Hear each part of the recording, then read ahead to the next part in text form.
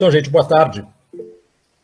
Meu nome é Luiz Marques, eu sou um professor do Departamento de História do Instituto de Filosofia e Ciências Humanas, sou professor aposentado, mas agora virei colaborador.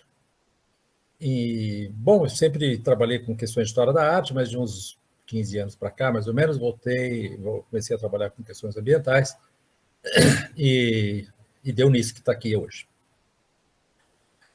Hoje eu vou falar com vocês sobre uma questão que eu estou muito fortemente convencido de que é a questão que vai se tornar cada vez mais dominante nesses próximos anos, que é a questão alimentar.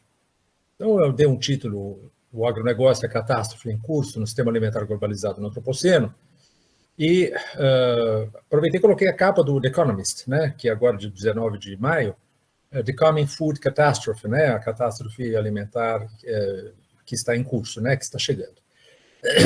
E a tese, basicamente, que está aqui no subtítulo, a alimentação pode ser o elo mais fraco no processo em curso de colapso socioambiental, eu escrevi errado, socioambiental, é a tese do Lester Brown, que ele lançou há mais tempo, mas isso numa conferência que ele deu na Universidade de Cambridge, em 2012, portanto, exatamente há 10 anos. Por isso achei interessante lembrar dessa conferência que ele deu. O Lester Brown é um dos grandes especialistas de alimentação, né? Hoje em dia, já de muitos anos, dirige o Earth Policy Institute. E tem vários livros muito importantes sobre questões alimentares, etc, etc. E nessa conferência ele fala, né, por muito tempo rejeitei a ideia de que a alimentação pudesse ser o nosso elo mais fraco. Que seria, vamos dizer, né, o elo mais fraco dos colapsos de civilizações anteriores, né? Mas, tendo pensado a respeito em anos recentes, cheguei à conclusão de que não apenas a alimentação pode ser o elo mais fraco, mas que provavelmente é o elo mais fraco. E eu acho que o Lester Brown, bingo, sabe? Ele acertou isso muito corretamente. Eu acho que nós vamos estar nos anos 20 desse século, às voltas, sobretudo, com uma questão de crise alimentar. Então, falando em crise alimentar, deixa eu, né, fazer a gente entender um pouquinho do que eu estou falando, né? Eu vou pegar as definições que a FAO faz. A FAO fala numa escala de experiência de insegurança alimentar, né? Food Insecurity Experience Scale, é o FIES, né, deles. E aí ele dá essa flechinha mostrando que existe três estágios, digamos assim, né? O primeiro estágio de segurança alimentar, mas com uma ligeira insegurança alimentar, né? Uma certa incerteza sobre a capacidade de obter alimentos, passando para alguma coisa que é do compromisso sobre a qualidade e variedade, né? Ou seja, você já está começando, você vai no supermercado, mas você já começa a olhar mais o preço do que o produto, e você começa a fazer compromissos, né? Mesmo, vamos dizer assim, sacrificando a qualidade em função do preço. A qualidade e a variedade, né? E aí você tem um terceiro momento, né, de agravamento, em que você tem uma redução da quantidade, ou seja, você começa a pular refeições, né? E aí, finalmente, se chega ao momento que eles chamam de segurança alimentar grave, né, severe, né, grave, e onde a pessoa não come, né, passa um dia sem comer, por exemplo, ou mais de um dia sem comer, ela não tem mais, de fato, o que comer. Então, essa escala é a escala de experiência de segurança alimentar com a qual eu vou trabalhar, como em geral você trabalha, com muito frequentemente, né? Então, baseada nessa escala, antes da Covid de 2019, esse era o quadro que a FAO propunha, não é? Ou seja, portanto, segurança alimentar, segurança de moderada a grave e finalmente grave, e aí ela quantificava dessa maneira, né? Ou seja, 5,7 bilhões de pessoas, estamos falando de um mundo que teria 7,7 mais ou menos bilhões em 2018, 2019, 5,7 bilhões de pessoas estavam globalmente seguras do ponto de vista alimentar. Entretanto, 2 bilhões já de pessoas estavam enfrentando níveis de moderado a graves de insegurança alimentar, e 750 milhões de pessoas, dentro dessas 2 bilhões, estavam claramente, então, com grave problema de insegurança alimentar, o que significava mais ou menos 10% da população. A população teria, então, 7,7 bi, né, 750, alguma coisa muito próxima de 10% da população. O que é muito interessante é começar a entender o fato de que 2014 é fundamental na trajetória de passagem da diminuição da segurança alimentar para um aumento da insegurança alimentar. E aí vocês percebem, então, que em 2014, que era um momento mais... Vou mostrar isso aqui para você. Está vendo? 2014 é o momento em que nós atingimos os menores níveis de insegurança alimentar desde 2005. Mas voltemos aqui. Em 2014, nós tínhamos, portanto, esses níveis aqui. Está vendo? O que é verde é insegurança alimentar grave e o que é azul é insegurança alimentar moderada, né? E aí você tem na soma deles alguma coisa da ordem de 30%. Né? 30% da população do mundo estava enfrentando algum tipo de insegurança alimentar, alguma coisa que era praticamente alguma coisa muito superior àquilo que nós tínhamos em 2014, que era de 22,6%. Né? E aí vocês têm, então, uma discriminação pelos continentes, tá certo? Na África, nós chegamos a 59,6%, né? Na Ásia, em 25,8%, na América Latina, 40%, e assim por diante. E na Europa, e nos Estados Unidos, na América do Norte e na Europa, alguma coisa que chegou mesmo a diminuir um pouquinho aqui. Muito bem. Então, esse é o quadro que nós temos, e a gente vai analisar um pouquinho esse quadro, né, sempre levando em consideração, portanto, o fato de que 2014 é um momento de inflexão e de reversão de um processo positivo que vinha ocorrendo já desde décadas passadas, mas que começa em 2005, e aqui talvez vocês vejam melhor isso, né? Então, o número de pessoas subnutridas no mundo continuou a aumentar em 2020, entre 720 e 811 milhões de pessoas no mundo enfrentavam fome em 2020. Considerando a média, né, dessa faixa projetada, ou seja, 768 milhões, 118 milhões mais pessoas estavam enfrentando fome em 2020 do que em 2019. Ou tanto quanto 161 milhões de pessoas, considerando o upper bound, né, a faixa superior aqui, né, a faixa limite superior dessa faixa. Então, vamos tentar destrinchar um pouquinho esse gráfico aqui, né? Então, o número de pessoas subnutridas, né, em milhões, e a porcentagem da população mundial entre 2005 e 2030. Então, em 2005, as pessoas subnutridas no mundo correspondiam a 825 milhões de pessoas, sempre segundo a FAO, né? Tá, a FAO. Em 2014, nós tínhamos chegado na parte mais baixa, né, dessa curva, 638 milhões, em 2019 passamos para 687, aí vocês veem a porcentagem da população de 12,4 para 8,6 para 8,9, e a projeção da FAO era de que em 2030, veja que uma projeção, portanto, bastante negativa, de que nós chegaríamos, então, a 9,8% da população do mundo enfrentando subnutrição. Né? Então, em 2021, que é exatamente esses dados aqui, a FAO reavaliou os dados de 2019, né? E concluiu que em 2020 as estimativas de pessoas subnutridas globalmente variam entre 9,2% e 10,4%. Portanto, a média de 9,8%, que estava projetada para 2030 apenas, vejam aqui, foi atingida já em 2020, sendo que na África, 1 em cada 5 pessoas passavam fome em 2020. Passavam fome, ou seja, com segurança alimentar grave. Isso é o State of Food Security and Nutrition in the World, né, da FAO, de 2021, mas o que a gente sempre tem que ter presente em mente é, perdão, que a FAO é muito conservadora. E ela é muito conservadora não porque ela seja ideologicamente conservadora ou porque ela tem algum de má fé, não, nada disso, mas é porque, basicamente, ela faz algumas pesquisas, ela própria, mas ela se baseia fundamentalmente em dados fornecidos pelos Estados-nação, pelas nações. E muitas dessas nações, não têm interesse em mostrar regressões no seu estado de segurança alimentar, não têm condições de oferecer esses dados, porque são tão pobres, sei lá, alguns países mais pobres da África, elas não têm essas estatísticas, né? Portanto, as estatísticas são muito falhas e elas tendem, portanto, a ser muito conservadoras também. Então, o que fala a FAO nesse momento? Ela fala: a insegurança alimentar moderada ou grave, com base na escala de experiência de segurança alimentar, em nível global, tem aumentado lentamente, de 22,6% em 2014 para 26,6% em 2019. Lembrem que nós estávamos aqui já em 30,4%, também em 2020. Então, em 2020, ela aumentou quase tanto quanto nos 5 anos anteriores combinados, para 30,4%. Assim, quase 1 em cada 3 pessoas no mundo não tinha acesso à alimentação adequada em 2020, um aumento de 320 milhões de pessoas em apenas um ano, de 2,05 para 2,37. Então, lembrados que em 2019 ele falava em 2 bilhões, está vendo? De pessoas sofrendo algum tipo de insegurança alimentar. E aqui ela está falando de 2,05, é a mesma coisa, para 2,37 bilhões. 320 milhões de pessoas a mais em apenas um ano.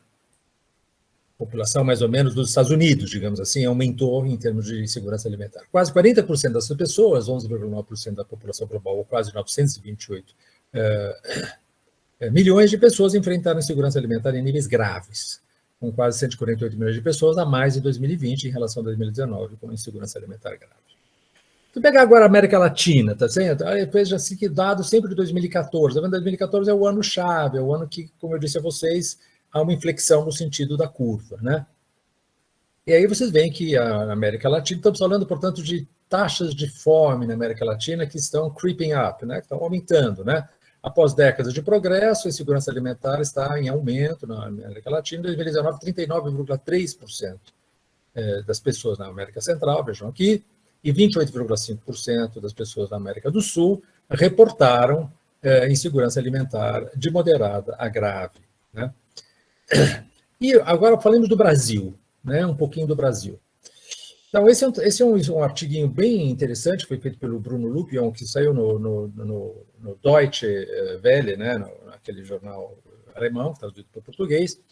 Insegurança alimentar grave ou moderada atingiu 27,7% da população no final do ano passado, ou 58 milhões de brasileiros, contra 16% em 2004. Veja, um aumento enorme.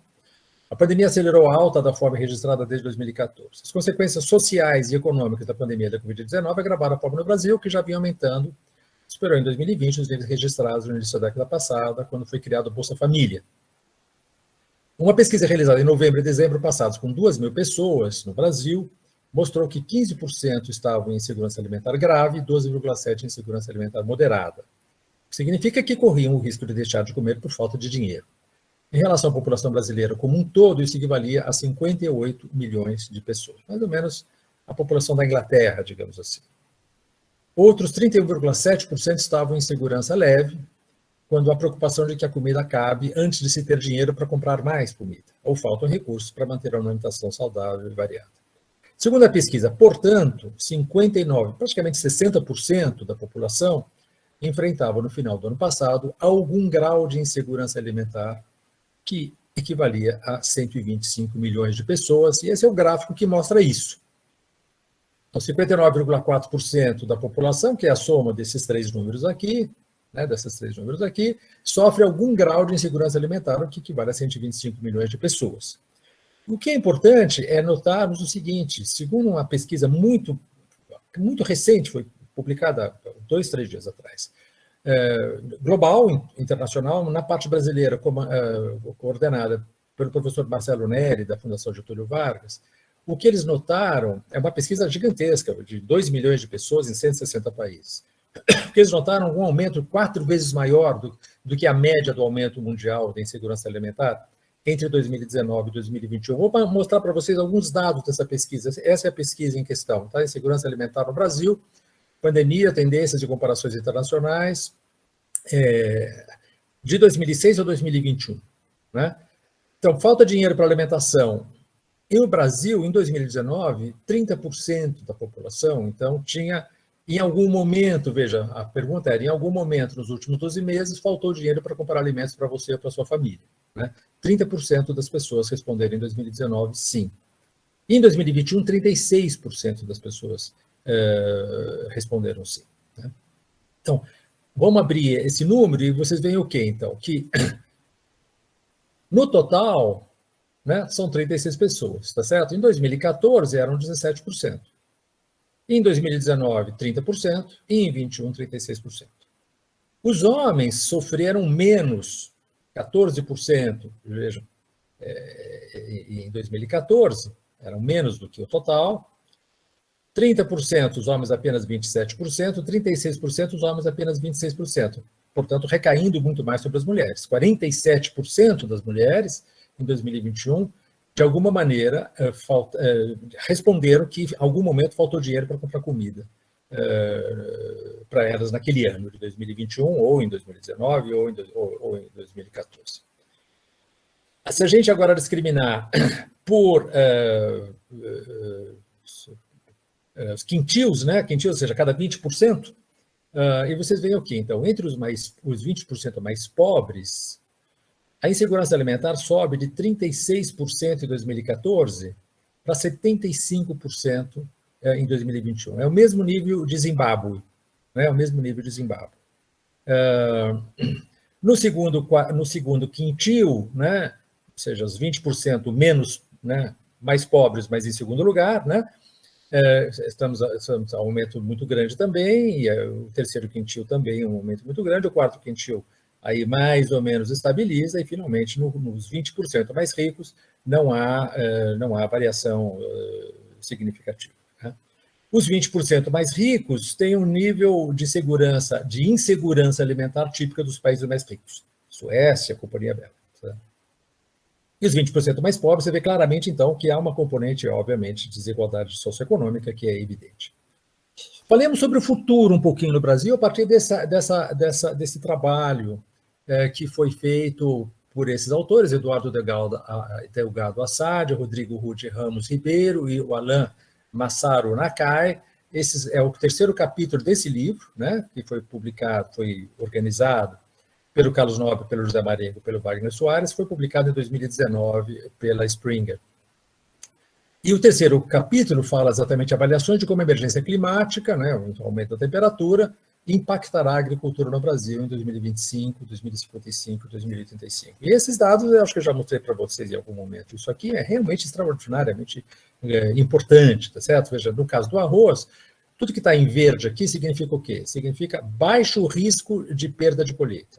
E o que está em vermelho significa alto risco de perda de colheita, de quebra de safra e assim por diante. Se pegar o arroz em 1990, praticamente só a Bahia tinha alguns pontos de alto risco de colheita, de perda de colheita no cultivo do arroz. Já em 2025, daqui a 3 anos, tá certo? Como é que nós estamos em termos de arroz? Em 2055 a mesma coisa, em 2085 nós estamos nessa situação. Ou seja, uma situação claramente, portanto, que você tem muita dificuldade em cultivar o arroz no Brasil. O feijão é pior. O feijão já em 1990 nós estávamos numa situação um pouco ruim aqui em todo o sul da Bahia e o norte de Minas Gerais, e em 2025, veja, a situação se alastra muito fortemente, pegando inclusive todo o sul de São Paulo.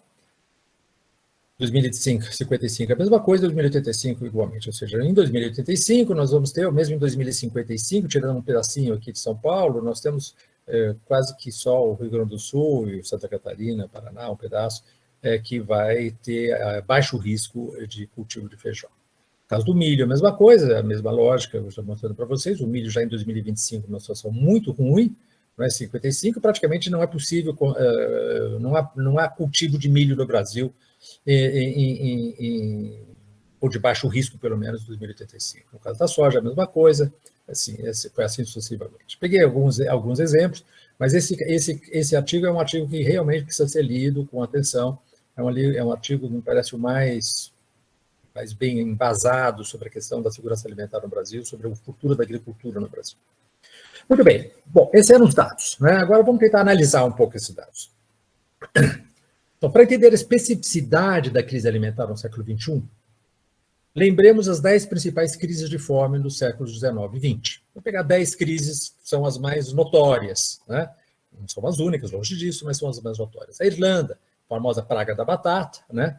Essa Phytophthora infestans aí, que deu ruim, né, na batata, e que gerou, então, 1 milhão de mortes, 12,5% da população morreu na Irlanda entre 45 e 49, e 2 milhões migraram, né? São os famosos imigrantes norte-americanos, né? Quantidade muito grande de irlandeses que tem nos Estados Unidos, em função exatamente dessa crise. E na Índia,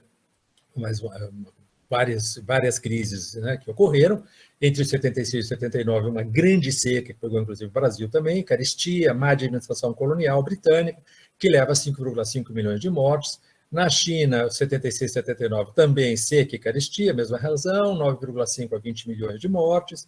No Brasil, a mesma coisa, seca e carestia, 500 mil a 1 milhão de mortes. Esse livro fala bastante sobre isso, Holocaustos Coloniais, é um livro interessante, que foi publicado em português, inclusive, traduzido. Na Índia, em 96, 1902, várias secas, né, 6 a 19 milhões de mortes. Na China, novamente, 10 milhões de mortes. No Brasil, novamente, nós não temos uma ideia de quanto morreu, a estimativa era de que 1 milhão de mortos, mais ou menos, entre 96 e 1900. Século XIX. Século XX, a gente tem a grande fome da Ucrânia, não é?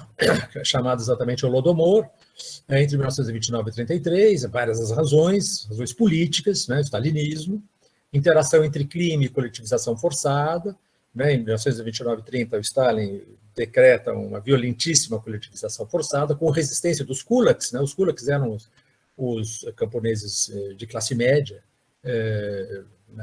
e ricos, né? Na Ucrânia como na Rússia. Sabotagem, eles sabotam muito fortemente, junto com uma burocracia, essa coletivização é de uma ineficiência absurda. E aí você tem, então, altas cotas de requisição de alimento com uma baixa colheita. E isso gera, portanto, confisco violento, inclusive porque a própria Rússia, vejam essa região aqui da Rússia, isso aqui não é a Ucrânia, né? A Ucrânia que nós sabemos aqui, a própria Rússia sofre fortíssimas também crises alimentares, ela também sofre essa crise de escassez de grãos, né?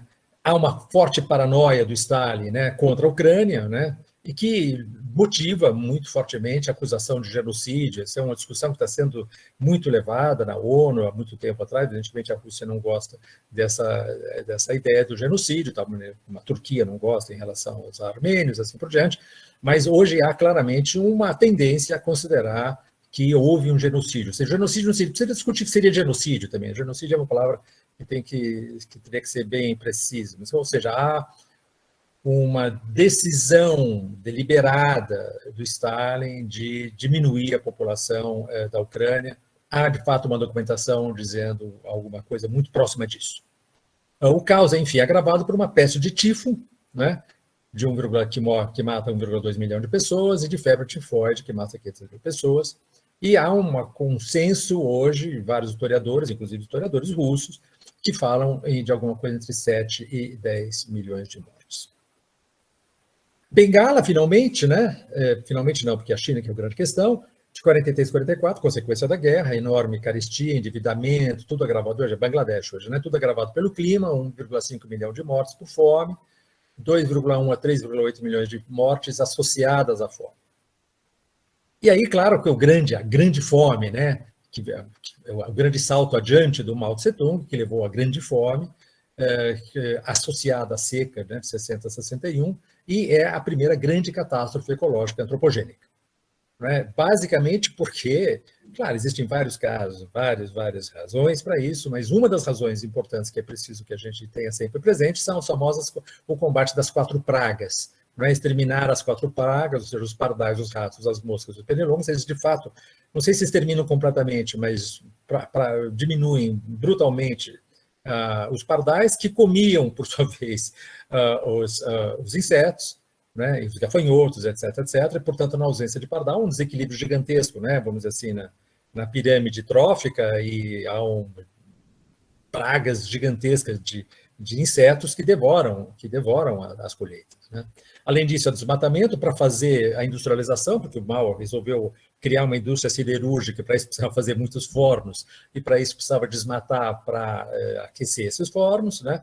Então, a interação entre esses 3 fatores, né, as 4 pragas, o desmatamento e a industrialização, que leva a uma produção de aço completamente absurda, de baixíssima qualidade, de resto, levaria mais ou menos a 30 milhões de mortes. Né, 30 milhões de mortes, com variações entre 15 e 55 milhões de estimativas diferentes, né, de 15 a 55 milhões de mortes, numa população que em 58 tinha 660 milhões, né, de pessoas, alguma coisa, portanto, vocês podem pensar, alguma coisa do tipo que vai de 2% a quase 10% da população morta. Isso é o gráfico das mortes, né, da reconstrução oficial. Vejam, o oficial, evidentemente, era muito menor, mas a reconstrução historiográfica que se faz é muito maior do que essa. E aí a gente tem esses 10, sobre esse pano de fundo, digamos, a gente pode começar a entender um pouquinho o que significa a especificidade das crises alimentares do século XXI. Né? Então, as crises alimentares do século XXI diferem das crises do século XIX e XX por 3 razões básicas. Primeiro, há um aumento quantitativo das crises ambientais. Então, os desequilíbrios climáticos e ecológicos que provocaram as crises localizadas dos séculos XIX e XX estão se amplificando. Então, tornam-se no século XXI cada vez maiores, mais recorrentes, mais longos e mais extensos geograficamente. Então, as mesmas causas que causaram as crises do século XIX e XX permanecem, só que elas são muito maiores agora, muito maiores, muito mais impactantes. A segunda questão é aquela que eu vou trabalhar mais hoje com vocês, que é os fatores socioeconômicos. Quer dizer, é o próprio sistema alimentar globalizado, mais carnívoro, mais corporativo, mais destrutivo, mais interdependente, menos autossuficiente, portanto mais vulnerável, do que o sistema alimentar do século XX, que gera ou amplifica... Sabe o Luiz Marques? Oi. Eu me lembro dele lá da música. Alguém quer falar comigo alguma coisa? Não, acho que era Emília sem querer. Mas já... Tá bom. E amplifica significativamente esses desequilíbrios. Então, esse é o ponto sobre o qual eu vou me focar, e juntamente com esse. Os preços maiores, de um lado, o aumento pela primeira vez dos preços muito fortemente, e, de outro lado, uma maior desigualdade econômica. E aí vocês pegam, então, esses dados da FAO, e vocês têm o quê? Vocês têm, então, 2014 e 2016 é o índice 100, eu pus aqui nessa linha vermelha, é o índice 100, e aí vocês percebem que a partir de 2000 e mais ou menos 2010, o segundo decênio, vocês têm um forte aumento, e vocês têm o quê? Preços, tanto nominais quanto reais, preços que são os maiores desde 1961. Baseado sempre no índice 100, portanto, desprezando a questão, naturalmente, da inflação. Ter mais claro, E aí, um relatório muito importante que acabou de sair da Convenção do Combate à Desertificação de 2022, o Global Land Outlook, a segunda edição, ele te dá alguns dados que são bons, assim, dá uma introdução na coisa, Então, 52% dos solos agrícolas, dos solos cultivados na agricultura no mundo, estão degradados. A agricultura conta com 70% do uso de água. Eu vou depois discriminar bem esses dados, mas isso aqui só para a vitrine da coisa, tá certo? A agricultura é responsável por 80% do desmatamento global. Ela é responsável por 29% das emissões de gás de efeito estufa. Quando você fala em agricultura, em inglês, é agropecuária, tá? Agriculture em inglês não significa agricultura em português, significa agropecuária. Os drivers, a perda de biodiversidade, vinculados à produção de alimentos, equivale a 70% dessa perda da biodiversidade terrestre. E, finalmente, a perda de biodiversidade na água doce, é de 50%, vinculado, associado à produção de comida, de alimentos. Então, esses são os impactos atuais da produção de alimentos na natureza, sobre a natureza, segundo o Global Land Outlook, assim, um resumo do resumo do resumo. Então, vamos pegar esses dados e vamos tentar agora discriminá-los um pouquinho. Eu não vou trabalhar com todos, lógico, porque não teria condições, mas eu vou tentar agrupá-los e falar um pouquinho de cada um. Então, o sistema alimentar é o segundo maior emissor de gás de efeito estufa. Primeiro é a queima de combustíveis fósseis, evidentemente, tá certo?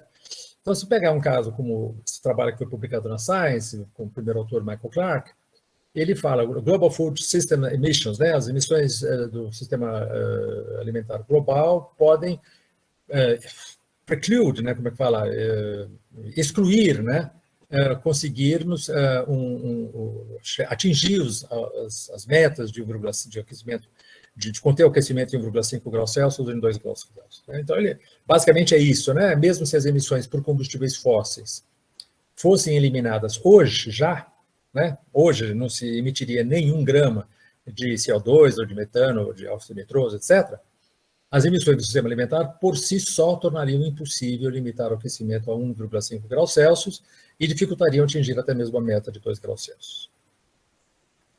Então, exatamente essa, o que eu falo o IPCC em 2019, nesse relatório especial dele, de 2019, né?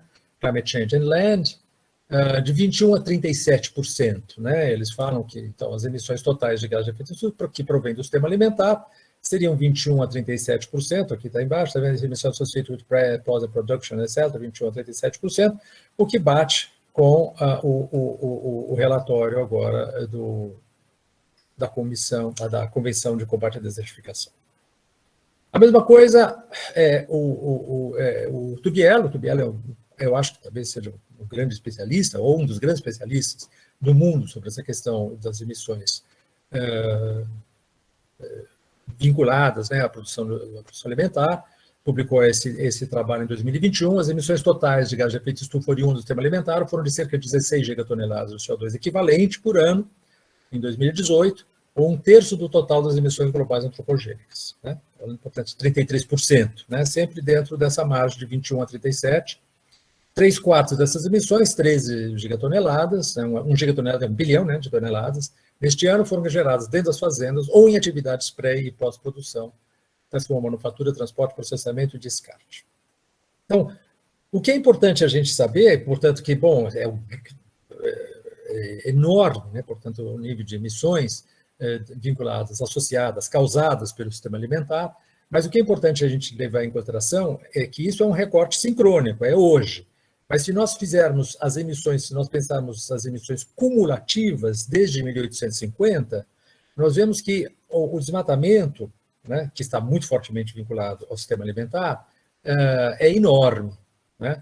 Tudo que é preto aqui nessas colunas é emissões vinculadas ou causadas pela queima de combustíveis fósseis. E o que é verde são as emissões causadas pela mudança do uso do solo, né, como se chama, ou seja, basicamente desmatamento, mas não apenas desmatamento, também várias outras questões. Aumento da urbanização, mas desmatamento é a grande questão. Então, se pegarem, portanto, bom, evidentemente os Estados Unidos é o primeiro, né, o primeiro das emissões. Hoje é o segundo, né, depois da China, mas cumulativamente é o primeiro, né, corresponde a mais ou menos a 20% das emissões cumulativas desde 1850 até 2021. Mas vejam que o Brasil, a China em segundo lugar, hoje, se fosse só hoje, seria a China em primeiro lugar, mas em suma, cumulativamente falando, a China também em segundo lugar, a Rússia em terceiro lugar, já com uma grande porcentagem de desmatamento, tá vendo? Os Estados Unidos é o maior também porque ele desmatou muitíssimo, né? Desmatou muitíssimo. Mas vejam, o Brasil é o quarto lugar. A queima de combustíveis fósseis é residual quase, é basicamente a destruição da Mata Atlântica. Né, toda a destruição da Mata Atlântica e depois então, do Cerrado, da Caatinga e da Amazônia. E a Indonésia em quinto lugar também, ou seja, são dois países que estão no quarto e no quinto lugar, que são países de industrialização muito tardia, de industrialização incipiente praticamente, né, e que, entretanto, estão no quarto e no quinto lugar, muito assim, muito à frente de países que foram pioneiros na Revolução Industrial, por exemplo, como a Alemanha, tá certo? Como o Reino Unido e assim por diante. Ou seja, a importância da destruição, vamos dizer assim, da manta vegetal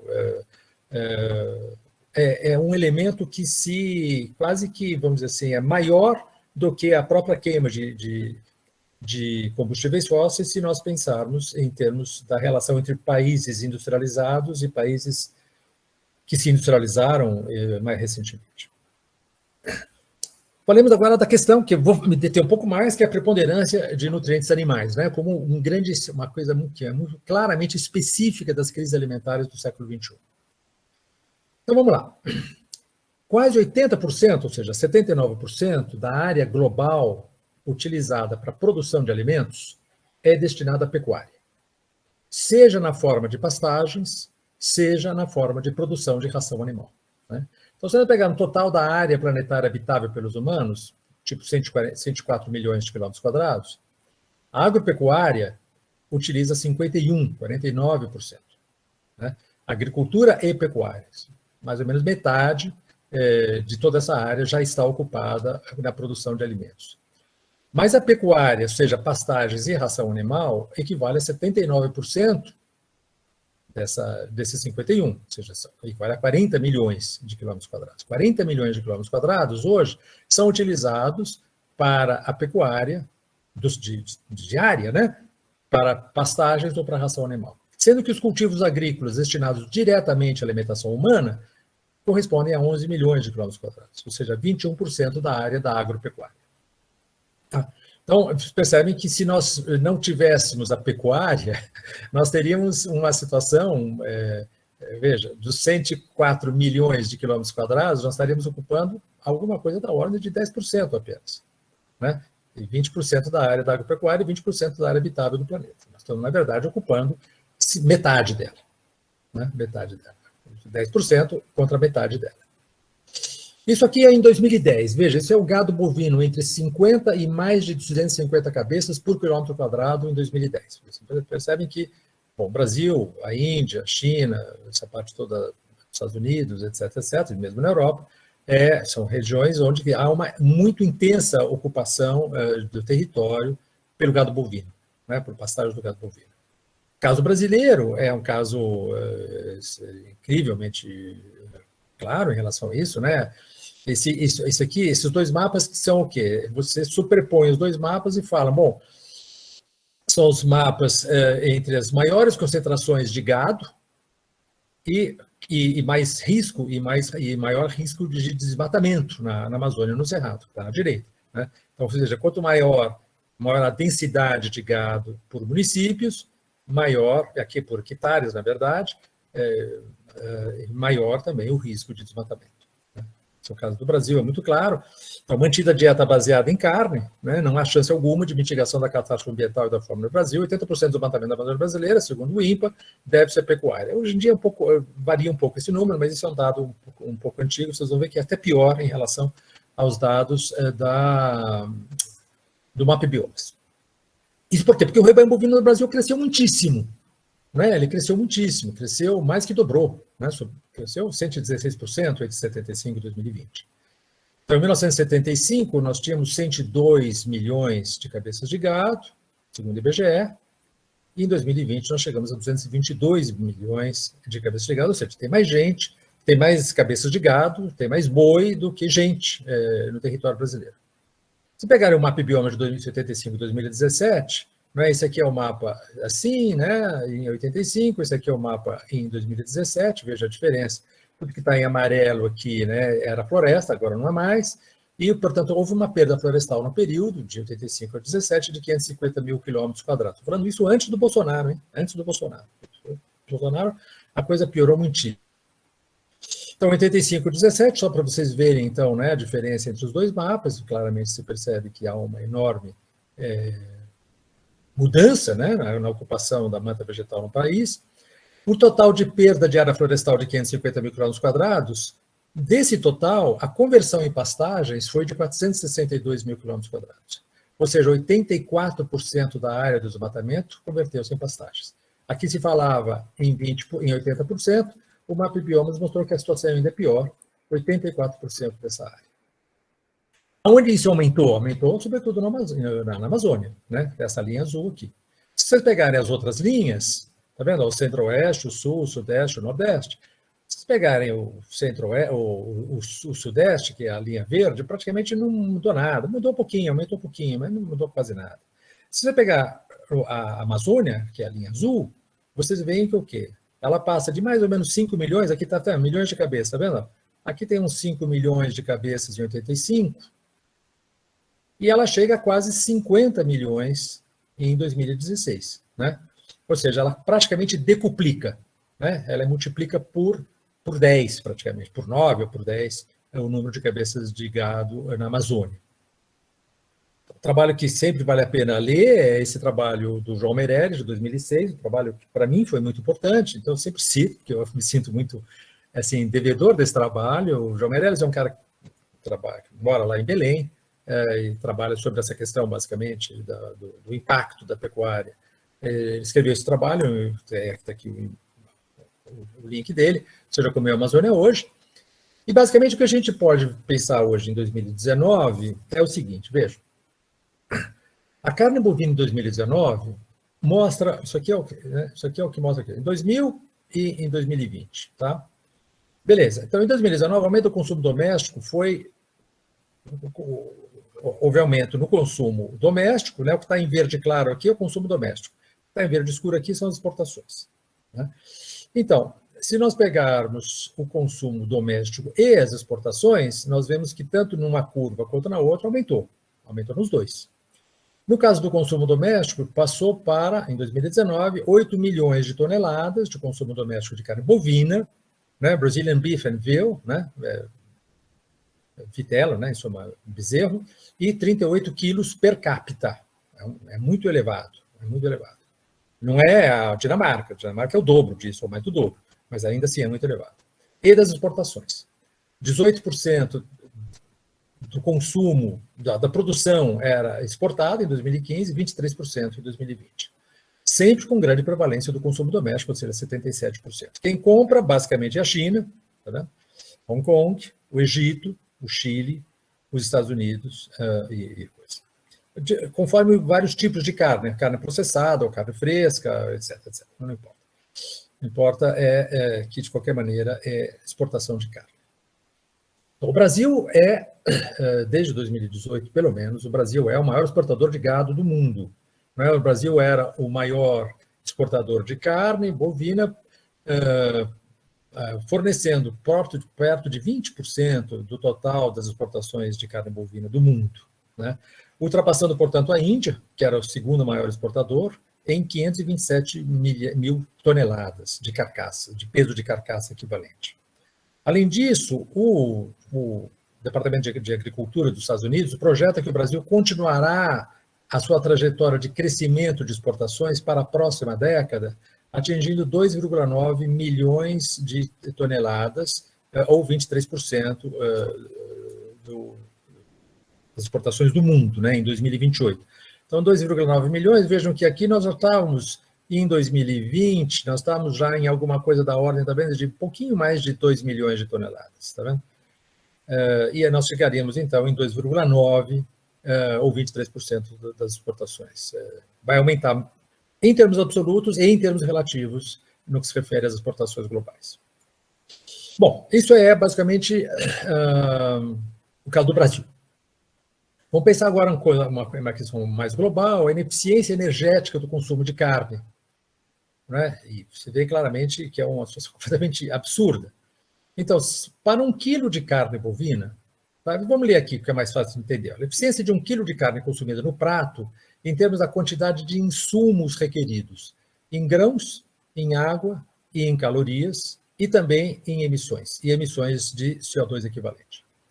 Os grãos são medidos em quilos de matéria seca, ou seja, desidratada, né? A matéria seca é o peso após a extração da água neles contida. A água em metros cúbicos, né? E as calorias obtidas pelos humanos em porcentagem por caloria investida no animal. Por exemplo, 25% de eficiência significaria que 25% das calorias contidas na alimentação e na criação do animal foram efetivamente obtidas pelos humanos quando da ingestão da sua carne, sendo 75% restantes perdidos durante a conversão, né? Tá claro isso? Ou seja, a quantidade de caloria obtida em relação à caloria investida para produzir aquela caloria. Se você pegar os bovinos, então, nós precisamos de 25 quilos de grãos para obter 1 quilo de carne bovina. Nós emitimos quase 100 quilos de CO2 equivalente, sempre para obter 1 quilo de carne, e nós consumimos 15 mil litros de água, 15 metros cúbicos, 15 mil litros de água, para obter 1 quilo. Isso é na média, né? Varia muito de região para região, etc., mas essa aqui é a média, né? E nós temos 1,9% apenas, vamos dizer 2%, né? Se vocês investirem 100 calorias, vocês vão obter 2 calorias no seu prato, né? 100 calorias investidas para obter 1 quilo de carne, e vocês vão ter, então, 2% dessa caloria apenas ingerida finalmente, né? No caso do carneiro, vocês entenderam a lógica, o carneiro é a mesma coisa, quer dizer, a mesma coisa não, mas são as mesmas, são proporções similares, o porco e a galinha, né? Então, isso aqui depois, se quiserem, depois a gente vê com mais calma. Então, a conclusão disso é o seguinte: mesmo se práticas ótimas de pecuária, porque existem práticas ótimas de pecuária, né, fossem adotadas, elas não são adotadas. dois fatos permaneceriam incontornáveis. Primeiro, o consumo de carne na escala atual é ecologicamente insustentável. Qualquer que seja, porque para que elas fossem ótimas, elas não poderiam ter essa escala. Essa escala é incompatível com uma prática ótima. Em segundo lugar, ele implica, sobretudo via confinamento, o sofrimento animal, que é eticamente inaceitável. Não vou mostrar as fotografias aqui, se vocês tiverem, vejam, entrar na internet, vocês já vão ver, vão ter um museu de horrores em relação à questão do confinamento animal. O que é importante também a gente entender é a relação entre humanos e animais não humanos, do ponto de vista da escala, né? Falando sempre do primeiro, consumo de carne na escala atual, né?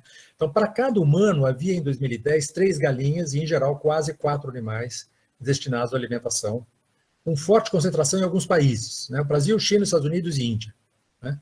Então, o Brasil tinha, em 2010, 1 bilhão e 430 milhões de galinhas, né? A China tinha 4 bilhões e 880, os Estados Unidos tinham 1 bilhão e 970, assim por diante. No total, vocês veem o quê? Bom, o Brasil é campeão, né, em gado bovino, né, superando, inclusive, a China. E, no total, vocês tinham, portanto, 28 bilhões e 667 milhões de animais destinados ao consumo humano, né? Portanto, alguma coisa quase um pouco, algo como 4 vezes, mais ou menos, a população humana. E com um aumento muito grande, vejam, esse aumento, o aumento dos mamíferos abatidos por ano globalmente entre 61 e 2014, e vocês veem, né, que aqui nós estamos em 61, estamos falando em 400 milhões de animais mortos para a carne deles, né, cada ano. Vocês veem que, claro, por causa da China, sobretudo, né, eu tenho muita cuidado em não cair em anti-chinesismo, mas é fato que a China tem, nesse aspecto alimentar, ela tem um papel muito, muito importante, negativamente falando. O gado bovino aumenta também, assim por diante, mas em todo caso nós chegamos a números completamente absurdos, né? Esses são os números, os martírios, né? Os caprinos, em 61, eram 102 milhões, em 2014 passa para 444 milhões de indivíduos, os bovinos de 173 para 300, quase dobra, os ovinos 330 para 545 e os suínos de 376, vejam, para 1,47 bilhões, não é, de porcos abatidos em 2014.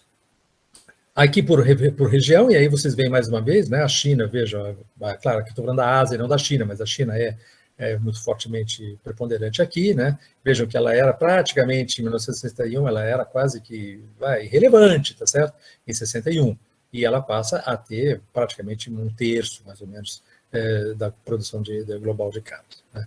E a Europa, todos crescem, né? A Europa, mesmo a Europa, que já tinha um grande consumo de carne, em 61 ainda assim ela cresce, a América do Norte, todos crescem, né? A América do Sul também cresce, veja, a América do Sul era praticamente a mesma coisa que a China, claro que ela não chegou no nível da Ásia, mas ela ainda assim cresceu bastante, a América Central, etc.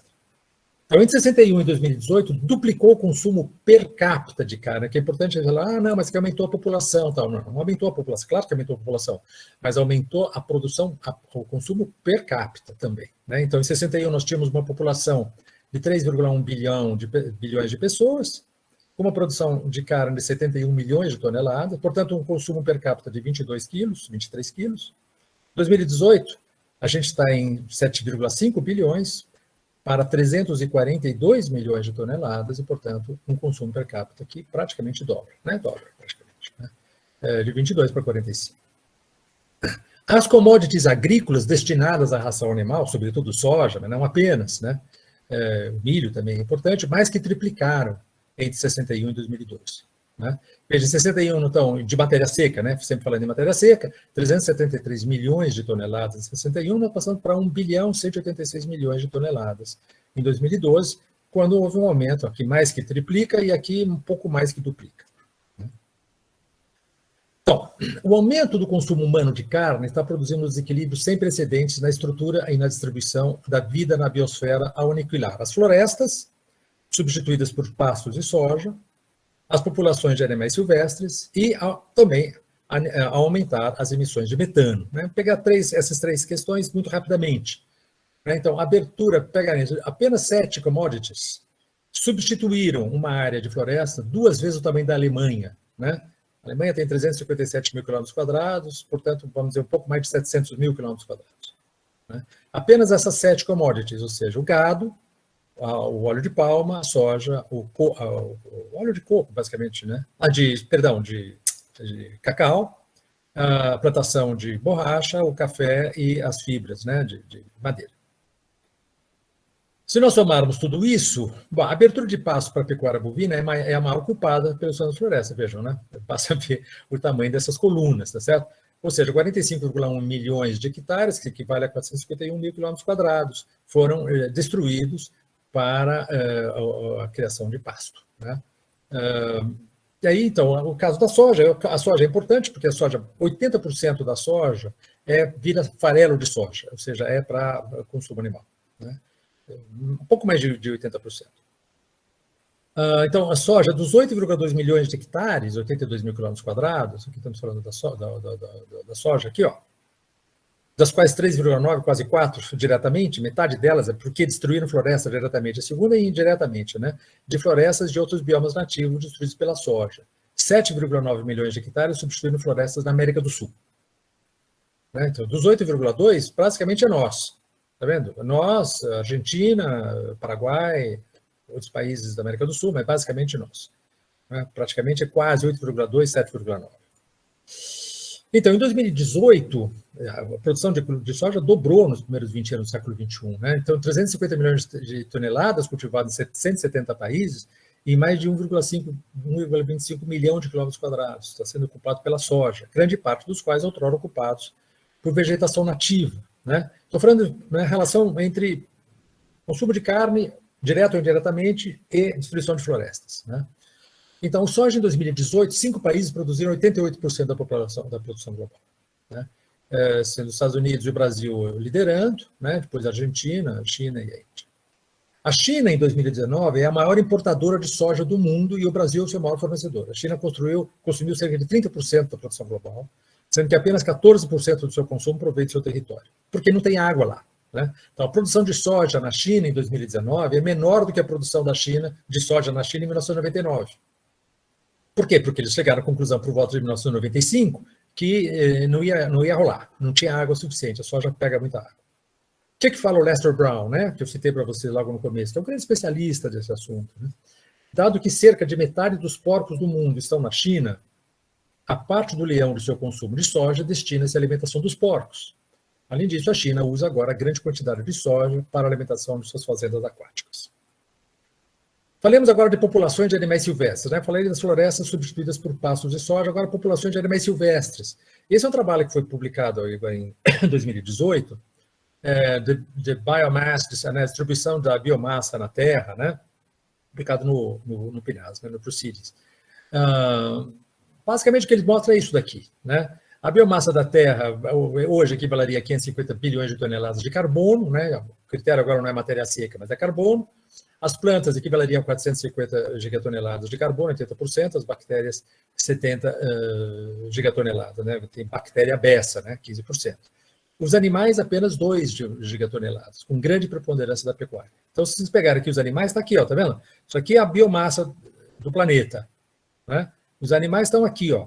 Aí abre os animais para cá e vocês têm o quê? Vocês têm o livestock aqui, tá vendo? 0,1 gigatoneladas de carbono e os humanos 0,06. Contra os wild mammals, os mamíferos silvestres, que são agora apenas 0,07 gigatoneladas de carbono, né? Então, hoje a biomassa de humanos, que correspondem a 0,06 gigatoneladas de carbono, e a biomassa de animais não selvagens, a pecuária de 0,1 gigatoneladas, dominada por bovinos e suínos, ultrapassa em muito a massa dos mamíferos selvagens, as quais têm uma massa de 0,007 gigatoneladas de carbono. Então, a biomassa de aves domesticadas, de 0,005 gigatoneladas de carbono, é cerca de 3 vezes maior que a biomassa de aves selvagens. Humanos e pecuária ultrapassam todos os vertebrados combinados, com exceção dos peixes. Muito bem. Esse aqui é a mesma coisa, eu só quis mostrar para vocês como diminuiu de como aumentou. Os mamíferos selvagens terrestres diminuíram 7 vezes, né, em termos de carbono, gigatoneladas de carbono. Os mamíferos selvagens aquáticos diminuíram 5 vezes. Os mamíferos selvagens, em geral, diminuíram 6 vezes. A biomassa dos mamíferos aumentou 4 vezes, de 0,04 para 1,7 gigatoneladas, dado o aumento da humanidade e de sua pecuária. Os humanos impactaram também os estoques de vertebrados com um decréscimo de 0,1 gigatoneladas na biomassa total dos peixes, uma quantidade similar ao total remanescente dos estoques de pesca e ao ganho da biomassa de mamíferos por causa dos animais de criação. Tá. Então, pegar isso aqui mais ou menos é o que dá em termos visuais, né? Tamanhos relativos da biomassa dos humanos, em termos de carbono sempre, e do gado, né, dos rebanhos, e em comparação com os wild mammals, os mamíferos, e com os pássaros silvestres. E finalmente, então, as emissões de metano. Né, as emissões de metano, e aí vocês percebem, então, que as emissões de metano pelos rebanhos de ruminantes equivalem a 27% mais o esterco. Né, 3% equivale, portanto, a 30%. Quando se fala, portanto, em emissões de metano, a produção de alimentos de carne é superior à própria emissão de metano da produção de petróleo e de gás, que corresponderia a 24%. Né? Com grande... É importante pensar também, né? É claro que 24% você tem que colocar também o coal mining, né? 9%, que acabaria dando, portanto, 30 e poucos por cento. Ainda assim ganharia um pouquinho os combustíveis fósseis, mas praticamente chega junto, né? 31 a 30. Bom, projeções para 2030 é o que está em verdinho aqui, né? A fermentação entérica e o óleo e gás, né? Vocês veem aqui a mesma coisa, e aqui também, então, o management, né, também aumenta em 2030. No Brasil, especificamente, a questão do metano, vejam, isso aqui é o metano por fermentação entérica do gado. Né? Isso aqui são as emissões de metano do Brasil de 1970 a 2019. E vocês veem que você tem perda de floresta, né, solos manejados. Perda de floresta é muito importante, mas mais importante em termos de emissão de metano. Perda de floresta e turfeiras e perda de solo mesmo, né, que leva a essas emissões de metano e, ao mesmo tempo, vocês têm aí uma enorme preponderância, então, do arroto do boi, né, a fermentação entérica do boi que faz com que ele emita metano. Bom, isso sobre os nutrientes animais. Metamorfose da segurança alimentar e poder aquisitivo de alimentos. É uma coisa que é fundamental no conceito de segurança alimentar que ocorre por volta dos anos 80, né? Com essa famosa década Thatcher-Reagan, né? Então, em 86, o Banco Mundial promoveu uma redefinição do conceito de segurança alimentar. Ele deixa de ser um direito humano, tal como proclamado pelo artigo 25 da Declaração Universal de Direitos Humanos de 48, e passa a designar a capacidade de adquirir alimentos, the ability to purchase food. E, no 89, o Departamento de Agricultura dos Estados Unidos vai consagrar essa mudança feita pelo Banco Mundial. Os Estados Unidos sempre sustentaram que a autossuficiência e a segurança alimentar não são a mesma coisa. A segurança alimentar, a capacidade de adquirir os alimentos de que você precisa, quando precisa, veja, claramente, portanto, a capacidade de adquirir os alimentos, é melhor fornecida por meio de um mercado mundial que funciona sem problemas. Né? Essa é a frase que concentra o maior número de mentiras que eu já vi na minha vida. A metamorfose do direito humano ao alimento em poder aquisitivo equivale à transição do conceito de alimento ao conceito de commodity. Né? Assim como você passa de direito para capacidade aquisitiva, você passa do alimento para o conceito de commodity. Né? Nos anos 90, 123 países firmaram um protocolo na Organização Mundial do Comércio, chamado Agreement on Agriculture Protocol, consagrando o livre comércio como imprescindível à obtenção de segurança alimentar. Estava aberta a via para o controle absoluto do sistema alimentar pela rede corporativa. Né? E aí vocês têm, então, o controle corporativo, oligopólico, tanto dos insumos quanto do comércio, outras coisas também, mas peguei aqui só os insumos e o comércio. Você pegar, por exemplo, então, as sementes, né? 60% do mercado global de sementes estão nas mãos de 4 corporações. Em 2008 eram 6. Né? A Monsanto foi comprada pela Bayer, a Corteva comprou a DuPont, a Syngenta foi comprada pela ChemChina, e vocês têm, então, essa rede enorme de indústrias de sementes, basicamente controladas pela Bayer e pela Corteva. As três mais importantes fusões e aquisições desde 2018, a Dow e a DuPont, né, foi uma fusão com 130 bilhões, de um valor de 130 bilhões, que resultou em duas companhias químicas, divididas em três companhias, incluindo uma nova empresa de agricultura, chamada Corteva, que é essa daqui, né? Vejam, a Corteva está aqui, muito importante. A ChemChina e a Syngenta foi a grande operação, né?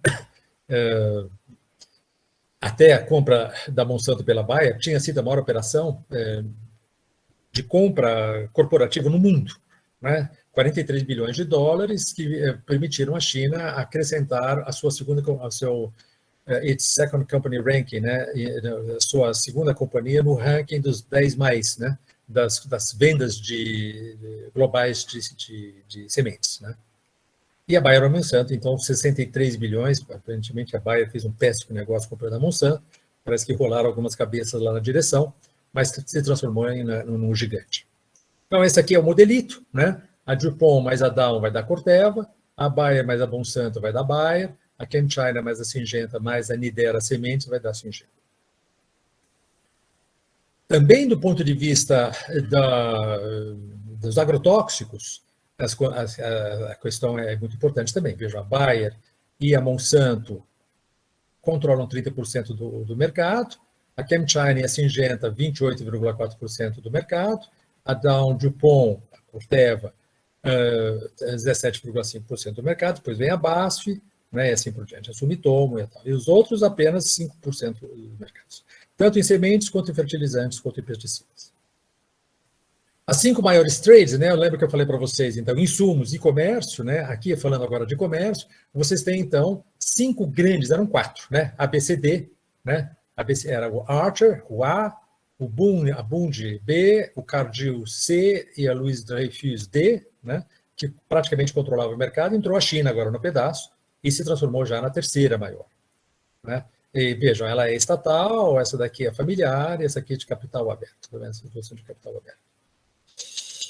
São as 5 maiores traders. Elas basicamente controlam todo o comércio de sementes, todo o comércio de grãos, comércio de commodities, de soft commodities, como eles chamam, ou seja, commodities que são alimentares ou vinculados aos alimentos. E aí vocês têm a evolução das posições das 5 maiores traders na lista da Fortune 500, né, as 500 maiores empresas em 2015, por receitas, né?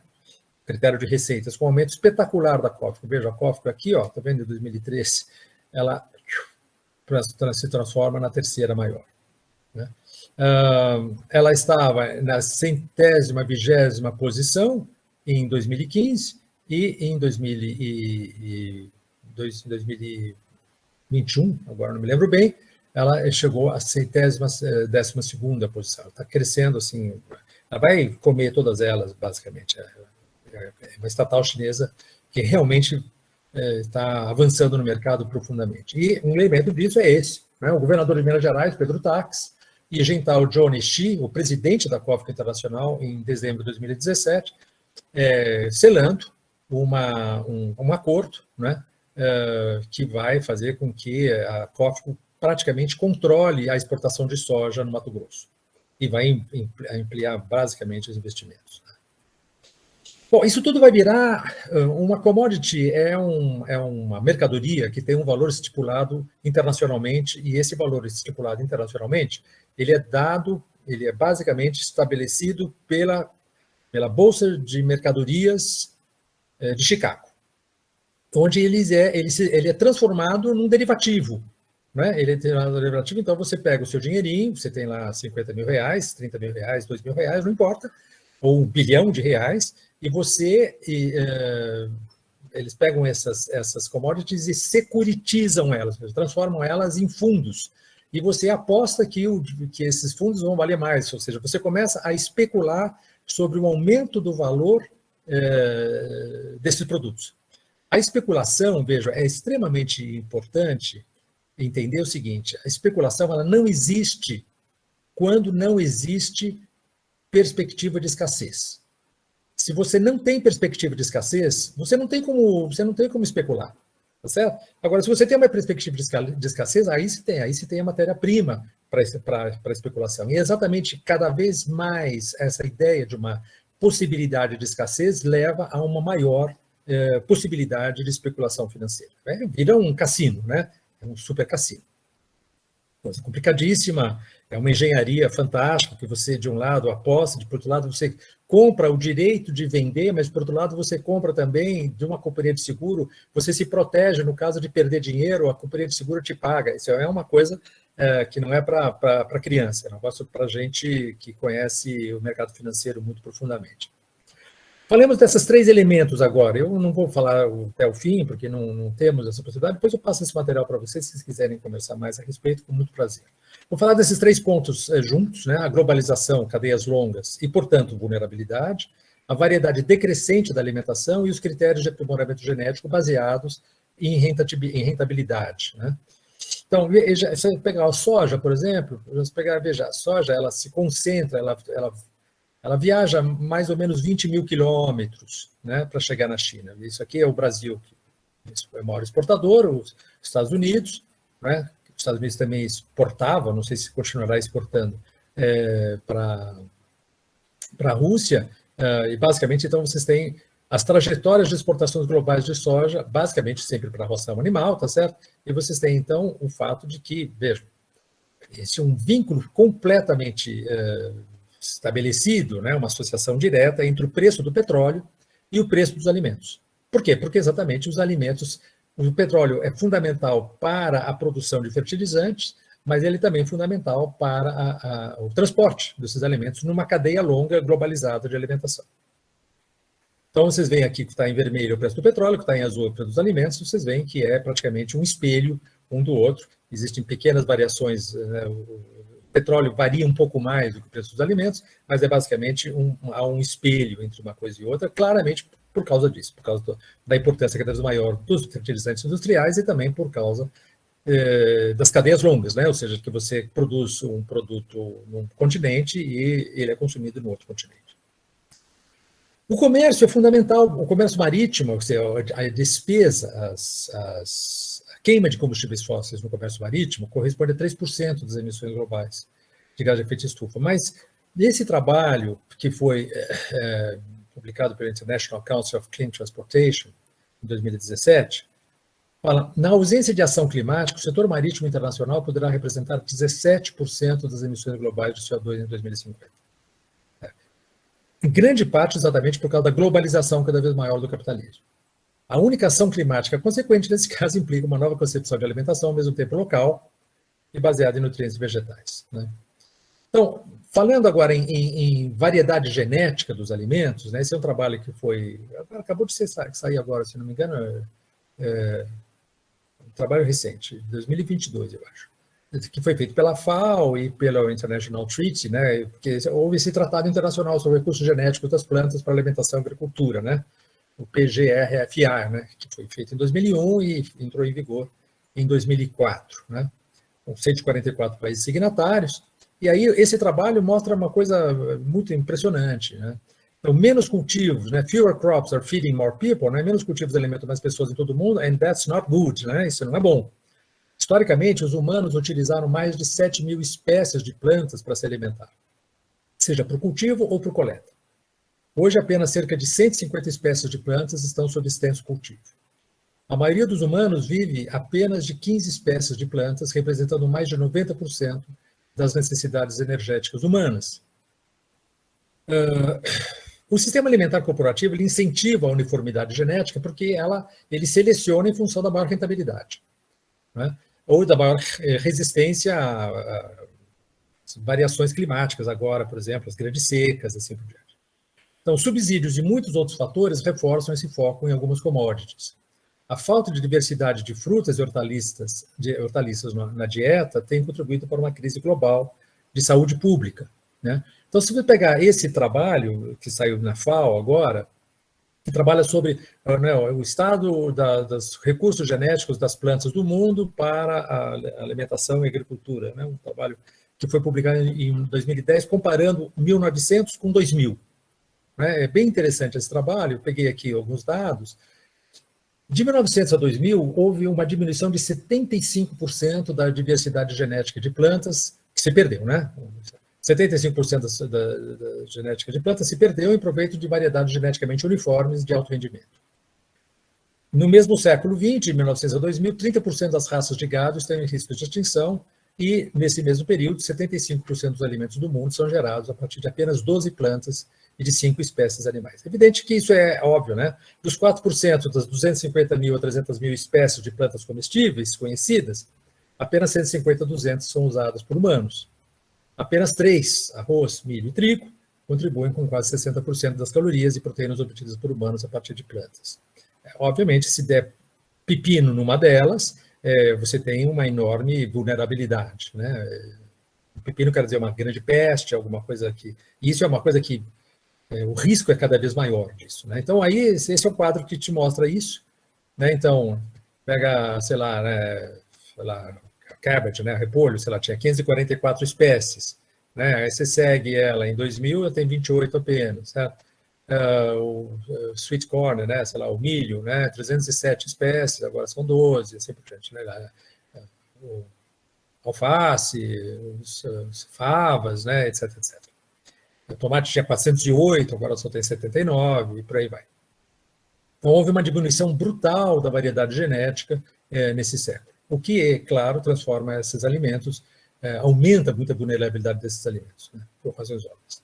O estado de água, eu vou terminar aqui, tá? O estado de água de solos. O solo é a coisa mais importante, eu não vou falar de solos, porque precisaria realmente de uma aula para solos, mas é realmente a coisa mais importante que nós estamos vendo agora, o último congresso que houve, a última convenção que houve, da 15ª COP, né, da Convenção do Combate à Desertificação, tem uma documentação vastíssima sobre isso já, e não é o caso, já estou atrasado aqui, já é 5h18. Basicamente, a questão da água é a seguinte, gente, 99% da água doce está debaixo da terra. Tá? Então, o que conta são os aquíferos. Os aquíferos, veja, o uso de aquíferos para irrigação agrícola, isso aqui é o caso da Índia, que é o caso mais, quase que assim, brutal mesmo, certo? Mas em todas as regiões, houve um aumento muito grande dessa captação de água para irrigação agrícola no mundo todo. Né? E aí você vê, então, claro, o que está em verde aqui é exatamente a captação para a agricultura. Né? Na Ásia, veja, basicamente é brutal, mas na África, mesmo na América Latina, veja que o verde sempre corresponde a grande parte do uso da água para a agricultura. Né? O azul é doméstico e a indústria é o vermelho. E há um declínio, claro, isso aqui é uma coisa já antiga, procurei, mas não achei dados mais recentes, mas isso aqui foi publicado em 2014, sabe, aquele de resto do qual o Carlos Souza estava falando na aula passada, os famosos, esses 2 satélites, GRACE, né, que através de percepção gravitacional percebem qual é o nível da água do subsolo. Ele falou bastante sobre isso. Isso aqui te dá mais ou menos a ideia, né? E o preto aqui é o Guarani, né? Isso aqui é o Guarani. Então, todos eles, basicamente, estão diminuindo, né? De 2002 até 2013, sendo que da Índia acabou praticamente. O noroeste da Índia já era praticamente. Né? A Índia é o país na maior precariedade ecológica do mundo hoje. A China também não está muito longe, veja o norte da China, e o Ogallala, né, nos Estados Unidos também diminuindo, todos estão diminuindo. Né? Então, no caso do solo, não vou falar sobre isso, mas era uma grande tentação falar só sobre o solo, só sobre solos nessa aula, porque, sabe, a coisa que a gente lê recentemente, a gente fica mais interessado. Mas, em suma, o desmatamento, a degradação dos solos, né, responsáveis, basicamente, o overgrazing, né, ou seja, o sobrepastoreio, a agricultura, basicamente, a agricultura e a agropecuária, né, e o desmatamento. No caso da Amazônia, as pesquisas indicam que na Amazônia existem 61 milhões de hectares, 610 mil quilômetros quadrados de pastagens naturais e cultivadas, cerca de 50% desse total estão degradadas, ou em processo de degradação. O trabalho da Embrapa, de 2022, muito recente. Degradação do solo pela pecuária, mostrado pelo Climate Change Lens, de 2019, eu não vou ler o texto para vocês, se vocês quiserem depois ler, então, alguns dados sobre o Afeganistão, sobre a Mongólia, sobre a Argentina, sobre o Chile, sobre a Argélia, entre outros. E na própria agricultura, esses gigantes aqui, né, os veículos de coletadoras, não sei como é que fala, que são mais pesados do que dinossauros, podem danificar o solo por décadas. Né? Isso foi um ensaio bem interessante. Finalmente, insalubridade, o consumo de carne em pandemia, esse é um trabalho que foi publicado por esses estudiosos a convite do PBS. Vale a pena ler, porque é uma coisa muito interessante mesmo. Falar uma única espécie responsável pela pandemia da Covid-19, nós. Assim como com as crises climáticas e o declínio da biodiversidade, as pandemias recentes são uma consequência direta da atividade humana, particularmente o nosso sistema financeiro e econômico global baseado num paradigma limitado que preza o crescimento econômico a qualquer custo. Desmatamento crescente, expansão descontrolada da agropecuária, cultivo e criação intensivos, mineração e aumento da infraestrutura, assim como a exploração de espécies silvestres, criaram uma tempestade perfeita para o salto de doenças da vida selvagem para as pessoas. E, contudo, isso pode ser apenas o começo.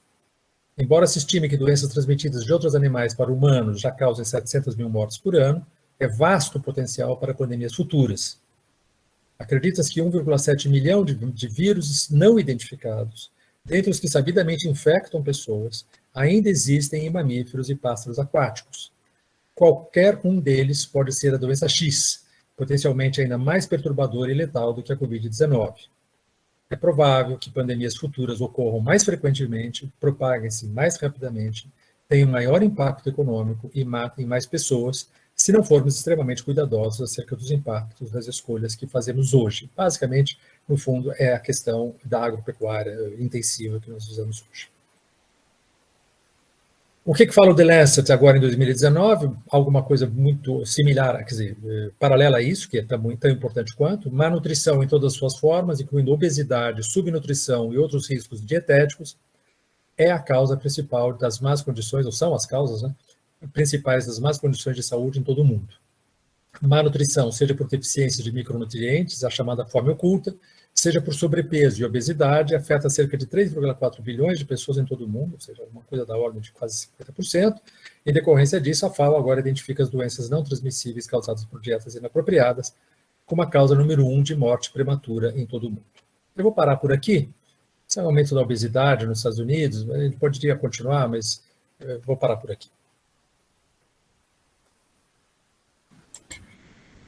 Muito obrigada, Luiz, pela fala, pela grande quantidade de dados, como sempre.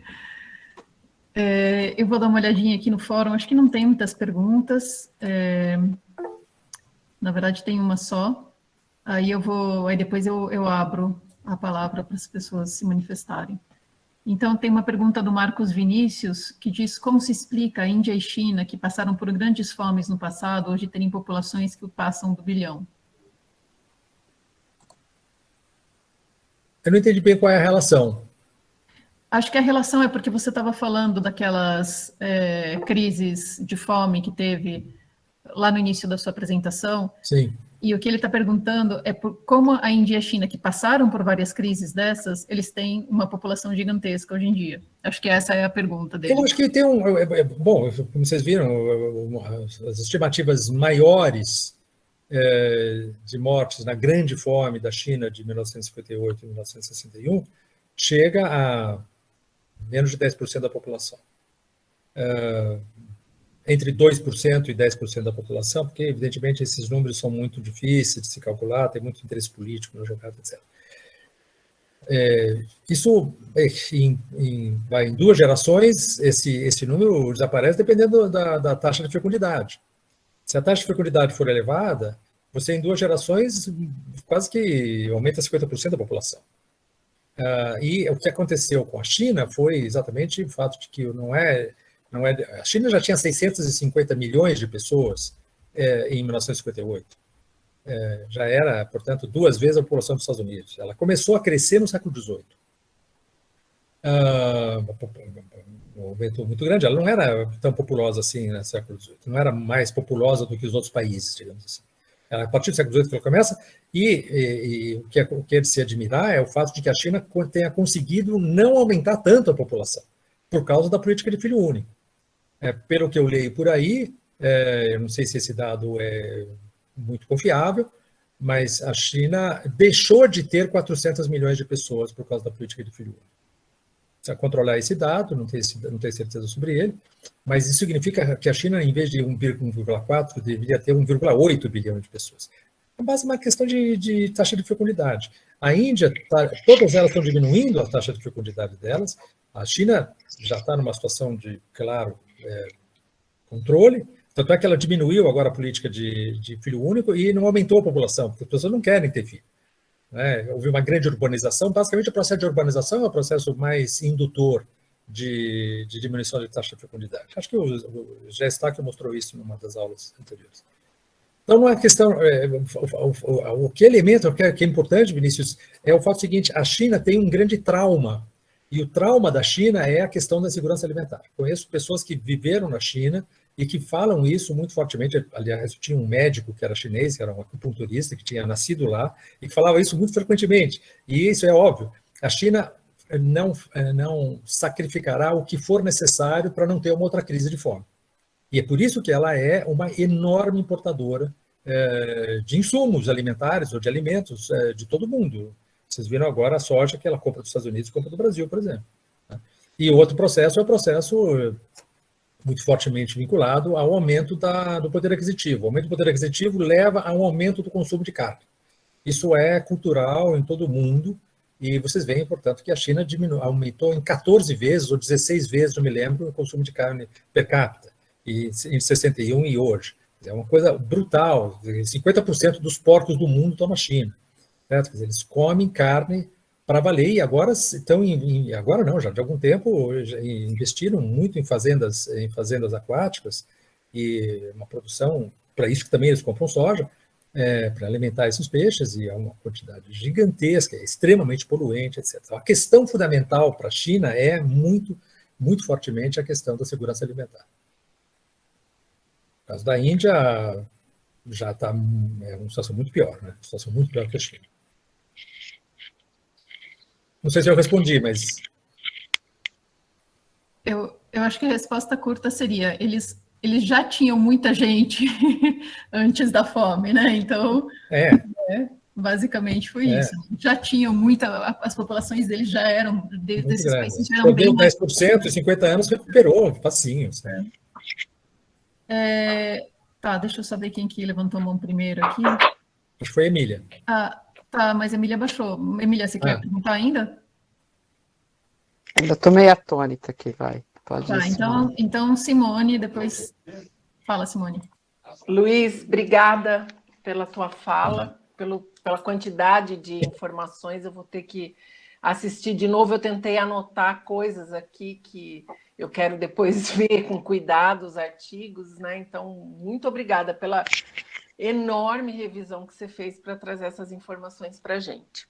Eu queria perguntar para você se nessas coisas que você andou lendo, se tem alguma menção sobre essa tendência, não é uma tendência, mas assim, enfim, eu tenho ouvido bastante sobre comida de laboratório.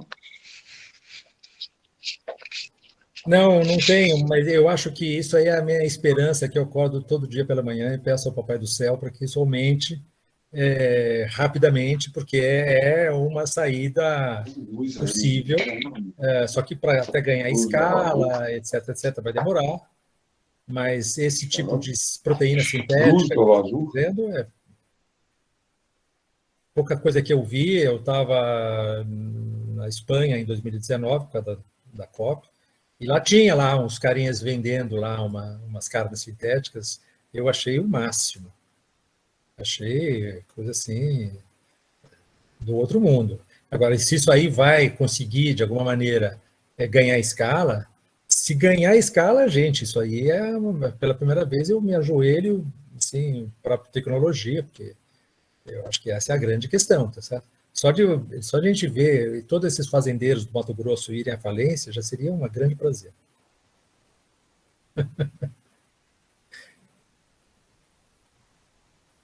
Mas obrigada, eu não sei, Luiz. Essa é pura wishful thinking, eu não sei. Deixa eu só ver. Então, Jolie.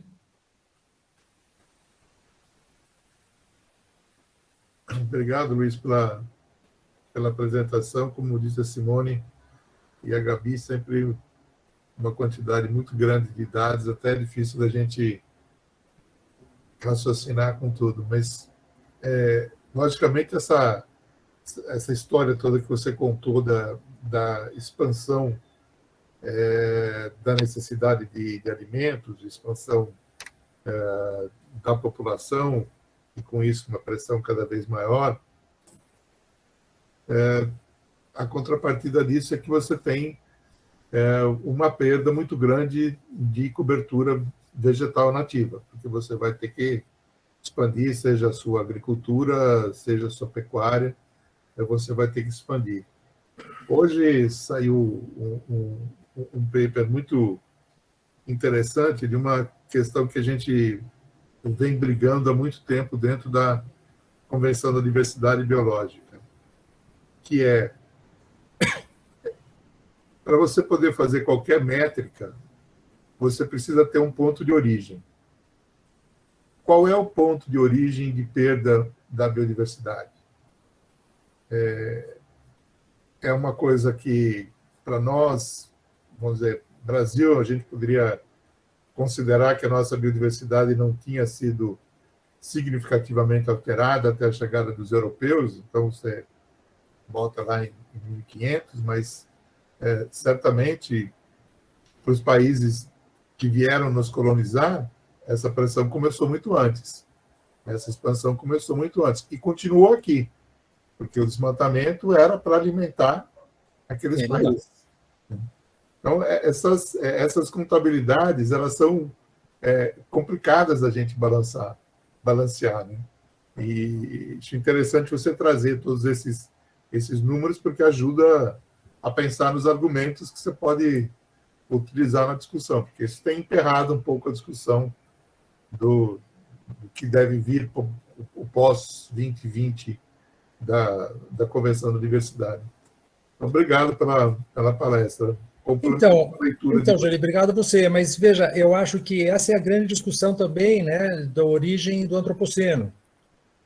Quer dizer, quando os caras falam, bom, aumenta aí a escala da interferência humana no sistema Terra, e, obviamente, portanto, na biosfera, tem gente que está falando, o Crutzen falava em 1784, por causa da Revolução Industrial, etc. Gente falando no Neolítico. Mas eu acho que o que predomina hoje é 1950, né? Quer dizer, a famosa grande aceleração. Então, se a gente tem como ponto de partida, várias pessoas vivem falando, né? Não, veja bem, quando se fala em mata nativa, não é nativa coisa nenhuma, no sentido que já houve alteração humana, etc, etc. Mas uma coisa é ter uma alteração humana, outra coisa é ter uma destruição. Sim. Né? Então, quando a interferência humana passa a ser muito claramente destrutiva e não adaptativa, ou seja, essa dialética entre a adaptação da floresta pelo homem e do homem pela floresta, mas passa a ser claramente uma destruição da floresta, isso começa a ocorrer claramente no mundo em 1950. Não é que não havia antes, mas, né, você lembra desses 24 gráficos famosos, certo? Você tem um joelho da curva que sobe quase que em flecha, assim, com foguete, a partir de 1950. No caso do Brasil, em 1970. Né? Então, eu acho que a gente pensa, né, quanto tempo ele demorou para destruir a Mata Atlântica, né? No Nordeste, antes, depois aqui no Brasil, aqui em São Paulo, Sudeste, desde o século XIX. Mas de 1970 para 2020, a gente detonou completamente, ou quase completamente, o Cerrado, tá certo? Muito da Caatinga, e 20% aí, pelo menos, de corte raso da Amazônia, mas outros 20% de degradação, né? Discussão sobre... Então, eu acho que a data terceiro quarto do século XX, eu diria que, mesmo que a biodiversidade já tivesse sido muito alterada antes, na comparação com o que aconteceu depois, eu acho que pode ser um bottom line, entende? Quer dizer, 1950 pode ser um bottom line, mesmo que não seja um número fixo. Não sei se você está de acordo. É que assim, a Convenção de Mudanças Climáticas adotou lá a Revolução Industrial. Então, a revolução é o zero deles. Eles calculam tudo a partir de lá. A da biodiversidade está tentando definir o que seria esse marco temporal. Né? E daí você tem essas discussões. Eu concordo com você. Um aumento grande da população humana vai ocorrer no século XIX, quando realmente começa a subir de uma maneira quase que exponencial. Mas é uma discussão interessante, né? É. Você precisa juntar dados de todas essas áreas. Isso num fórum com 192 países é difícil você chegar no acordo. E provavelmente tem muitos interesses em jogo ainda. Lógico. Os europeus não querem tomar a culpa de terem... Não. Humano, demasiado humano.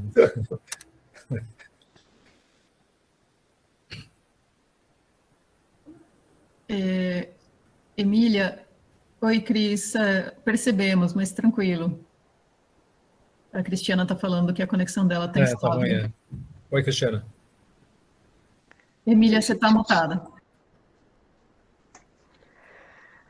Bom, Luiz, eu estou atônita, né? Primeiro, essa sua capacidade de reunir dados, né? É fantástica. Você cria uma enciclopédia em 1 hora, que é um negócio impressionante, muito grata. Aquilo que a Simone também colocou, eu desisti de anotar porque ia passando uma velocidade e tal, as coisas, que não. Depois ia ter que olhar de novo. Mas a gente fica um tanto quanto atônita, né? Porque na realidade, será assim, eu ia fazer a pergunta exatamente oposta em relação à comida tecnologizada, né? O absurdo que é a gente produzindo tanta comida e quando a comida vira commodity, ela para de alimentar as pessoas. Exatamente. Então, assim, acho que... E aí, qual é a alternativa que o capital, né, vai fazer? Então a gente vai para a tecnologia, né, vira inovação, você produzir alimento tecnologizado, porque o alimento natural... Porque o alimento natural, na realidade, agora é estranho. Quando ele vira commodity, ele vai para onde? Né? Isso é uma coisa que eu acho que a gente precisa começar, de certa forma, decodificar isso para as pessoas. Né? De, olha, está aí, ele está guardado em algum lugar. Né? Eu me lembro, na década de 70, a primeira vez que ficou muito barato maçã na Europa, que os produtores de maçãs resolveram jogar maçãs aos porcos. Né? Um ato político. Fizeram várias vezes isso, leite também. Sim, mas aquela foi a primeira, né, era 77 ou 78, e logo que eu cheguei na Europa, e o pessoal achando um absurdo, chocado, como que os agricultores faziam isso, e na sequência aí se descobre que a Alemanha, o governo alemão tinha um silo refrigerado para esconder manteiga, né, para poder manter o preço da manteiga alemã no mercado europeu. Então, com a Thatcher e o Nixon, essa coisa ganhou proporções de naturalidade, né? Exatamente. Então, acho que mais do que a gente pensar em comida que vai ser... Bom, qual é essa comida que vai ser tecnologizada? Eu sempre me lembro do filme Soylent Green, né, que acho que todo mundo deve ter visto lá no começo, no finalzinho da década de 70, em que a comida tecnologizada deles, que tinha o nome de Soylent, mas não era soja, era cadáver, né, reprocessado, que era a única coisa que tinha para fazer. Né? Então, quando você cansava de viver, você tinha direito à morte que você quisesse, da forma mais incrível possível, e aí o seu cadáver era processado para virar alimento para quem ainda não quisesse morrer. Então... eu acho, Emília, não sei se você ainda vai falar alguma coisa. Não, mas é um pouco por aí, de como é que... Eu acho que hoje está... existe um tripé, né, que é o tripé da crise, sobre o qual eu nem falei, né, que também aí já era outra coisa, mas é a questão da escassez, de um lado, e essa escassez, ela é, a meu ver, alguma coisa que está muito fortemente vinculada a questões climáticas, a questão da perda de biodiversidade, a crise dos polinizadores, etc., etc., então, escassez. De outro lado, uma alimentação ultraprocessada, que é muito problemática do ponto de vista nutricional. Acabou de sair um artigo agora mostrando que, antigamente as pessoas achavam que o cara colocava sweeter, né, adoçante na comida, e ele psicologicamente achava que ele podia comer mais e, portanto, ele acabava engordando. Esse mecanismo existe, mas, na verdade, agora se mostrou, saiu um artigo na Lancet sobre isso, que o próprio mecanismo, há uma ação direta neurotóxica de substâncias que fazem engordar. Então, o cara põe adoçante no café dele e ele engorda, tá certo? Ou põe no bolo, ou onde quer que seja. Então, isso é outro lado, então, a questão da insalubridade, do fato de que alimento, como você disse, não alimenta, o alimento não alimenta. Né? E a terceira questão, que está vinculado a essa coisa, que é a cadeia longa. Né? A cadeia longa vai fazer com que a gente tenha que o sistema alimentar, agora pega a Inglaterra não é um país, a Inglaterra era muito mais autossuficiente do que ela é hoje em termos de alimentação. E a guerra da Ucrânia mostra claramente o que significa isso. Certo? Se você tivesse um sistema alimentar mais baseado, mais local, você não teria o fato de que existe, sei lá, o Egito importa 80% do trigo dele da Ucrânia e da Rússia. Tá certo? Então, entra um caos completo no momento que você tem uma crise geopolítica que, por sua vez, é agravada pela escassez também. Escassez não apenas de alimentos, mas escassez de petróleo, escassez de insumos, de forma geral, escassez energética. Certo? Então, acho que esse tripé que faz, no meu entender, o fato de dizer que o Lester Brown, 10 anos atrás, cantou a bola. Certo? A grande questão é a questão alimentar do futuro. É por aí que nós encontramos o ponto fulcral da responsabilidade. Pois é, mas será que a gente vai sair disso produzindo comida tecnologizada? Quer dizer, hoje tem um grupo grande na região de Singapura, por exemplo, começando a pensar que o futuro é a gente comer alga. Né? Então você vai fazer. Então, assim, a coisa de industrializar inseto, de industrializar alga, e a gente vai passar a comer como os astronautas pílulas, né? E por outro lado, é que não é possível que a gente não vai poder imaginar uma saída diferenciada disso, entendeu? Porque senão a gente está no mesmo caminho. Quer dizer, e aí o que é? O que a gente vai fazer? A gente está simplesmente justificando que a gente tem que continuar. Esse caminho é um caminho que não tem volta, né? Você tem toda a razão. Quer dizer, eu acho que tem que haver um compromisso. Né? Um compromisso faz o seguinte: nós temos que voltar para o MST, tá certo? Que produz lá o agro dele, sem agrotóxico, etc, etc. Mas eu acho que nós vamos ter que, sim, numa situação de 9 bilhões de pessoas, nós vamos ter que ter recurso à tecnologia, por exemplo, como estava dizendo a Simone. Quer dizer, se você consegue criar proteína a partir de laboratório, você pelo menos resolve uma questão fundamental. Que não dá para nós termos 222 milhões de cabeças de gado no Brasil, tá certo? E exportar 20% disso, isso significa 20% das exportações do mundo de carne. Isso, qualquer débil mental pode entender que não é assim que o mundo funciona. Mas, enfim, eu só acho que assim, a gente também poderia uma hora parar e dizer, bom, a gente vai investir na produção de alimentação local e zerar a fome local. Acho que isso Essa é a grande questão. De virada. Pois é, isso é um ponto de virada que muda o sistema, né? Se os países começarem a pensar dessa forma. Quer dizer, alimento volta a ser alimento. Não é um derivativo que eu vou negociar na Bolsa de Valores entendeu? Que é aquilo que vou dizer, vou fazer uma confissão pessoal. Eu tenho um dinheirinho que o cara do Itaú falou, tem muita inflação, quer que eu faça um investimento X? Eu falei, então faz nesse investimento aqui, um fundo, não sei o quê. Agora, para fazer minha declaração de imposto de renda, eu vi que eu peguei meu dinheiro e pus no agronegócio. Entendeu? Quer dizer, entendeu? Eu estou financiando o agronegócio. Com a minha poupança pessoal. Quer dizer, aí eu subi pelas paredes, certo? Que decepção. O cara me enganou, certo? Porque eu tinha dito para ele, o que é? Negócio de moedas e não sei o quê. Ele tinha falado, não entendo nada disso. Falei, então põe aí, certo? Dá uma coisinha a mais. Mas é agronegócio, quer dizer, então isso tem que acabar. Você não pode. Houve uma financeirização da alimentação que é completamente destrutiva. Né? Completamente destrutiva. Enfim. Simone. Eu não sei se porque assim, eu fiquei pensando enquanto você estava falando, depois porque assim, eu moro no meio de um canavial, né? O meu sítio tem cana para todos os lados. E o que eu vejo é que, na verdade, tudo bem, tem várias questões ligadas ao agronegócio, mas a principal para mim é que ela é feita de maneira inadequada. Inadequada não... Por exemplo, eles foram fazer a colheita da cana e agora eles estão preparando a terra para o plantio. O preparo é mal feito, eles jogam o adubo na época errada, que perde um monte. Eles estão distribuindo vinhaça na cana.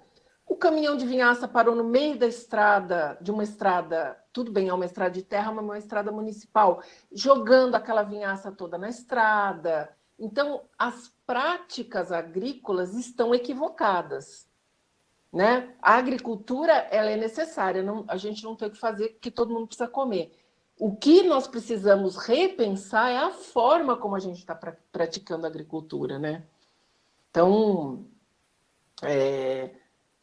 e é isso que você falou, a gente tem que alimentar. E quando eu perguntei o negócio da comida de laboratório, eu vou um pouco pelo lado da Emília também. Eu fico um pouco assustada com essa questão dessa comida de laboratório, sabe?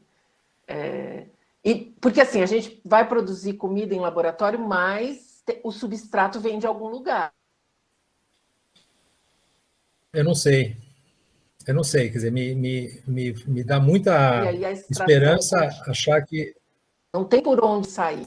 Porque, veja, eu acho que existe uma coisa que é muito importante, é o seguinte, hábitos alimentares são adquiridos muito cedo, e faz parte de culturas, é muito forte. Então, eu acho que a transição para fora da carne, sociologicamente falando, é mais difícil do que a transição para fora dos combustíveis fósseis. E isso é alguma coisa que me parece... Bom, nós estamos falando em 30%, 33% das emissões baseadas em sistema alimentar globalizado, dos quais a questão do consumo da carne tem a parte do leão, a do metano, etc, etc. Então, eu acho que não existe, realisticamente falando, eu não acho que as pessoas vão virar vegetarianas na semana que vem. Então, se a tecnologia pode fazer alguma coisa agora, é, de alguma maneira, dar a elas uma carne que não seja de um bicho. Não sei como é que isso vai ser produzido, não gostaria muito até de saber, de repente você explica para a gente. Mas eu vejo que a dificuldade de nós sairmos desse sistema alimentar baseado em proteína e nutrientes animais, eu acho que é extremamente difícil de acontecer.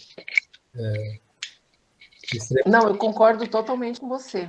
Concordo com você. Não sei como é feito, na verdade, tá? Eu não sei. Eu também tenho curiosidade. Não, mas o que vou até estudar um pouco sobre isso.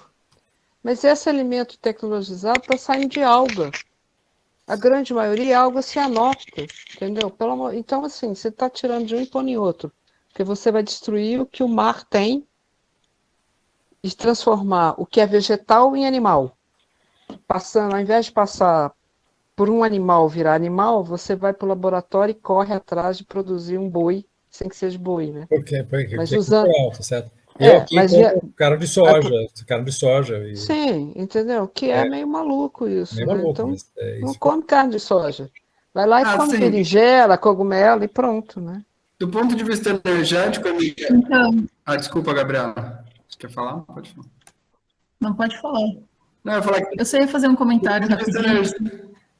De algum... vai você.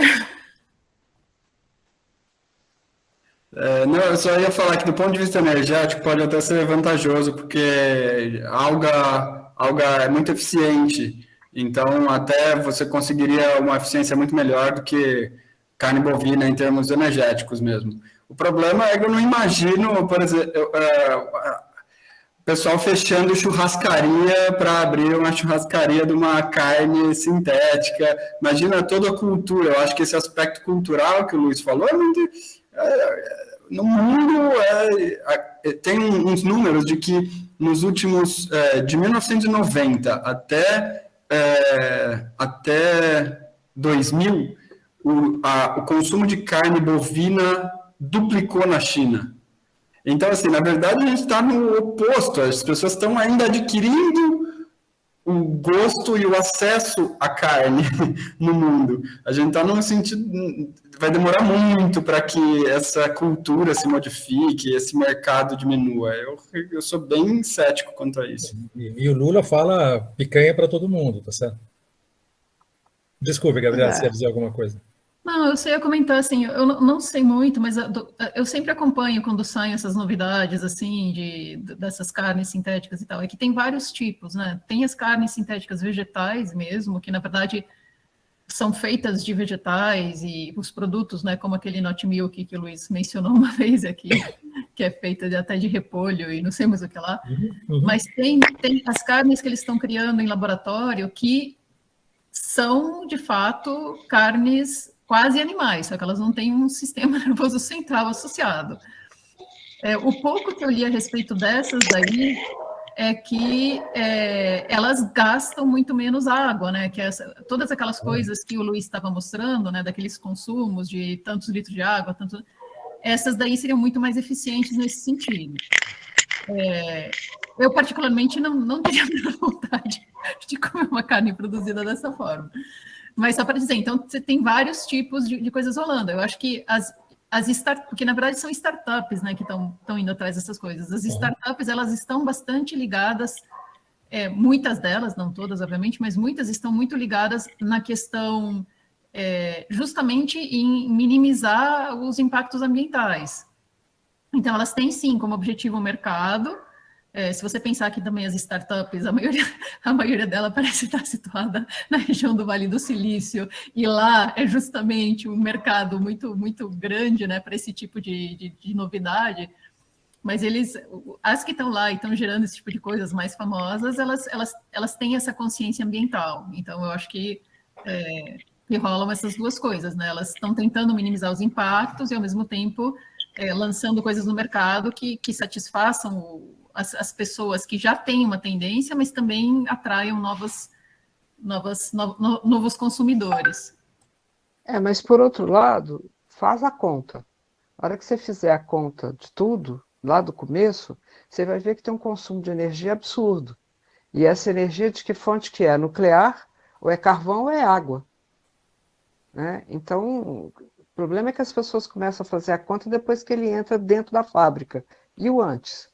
Para ele poder fazer isso, e quanto que é esse processo. E todo o material minerado para construir as máquinas para poder produzir isso. Porque a conta é feita depois de um determinado momento. Se você for começar a fazer essa conta dessa economia circular lá na matéria-prima original, vai ficar elas por elas. Talvez até mais cara, né? Mais consumista, entendeu? De matéria-prima. Acho que num primeiro momento, né, Emília, mas não se você fizer uma transição. Você precisa de muito mais material, muito mais mineração, aço, para você criar uma estrutura energética eólica. Todas as torres tem que fazer, as pás, as hélices, etc. É extremamente demandante do ponto de vista. Por outro lado, no segundo momento, é claro que isso começa a reverter.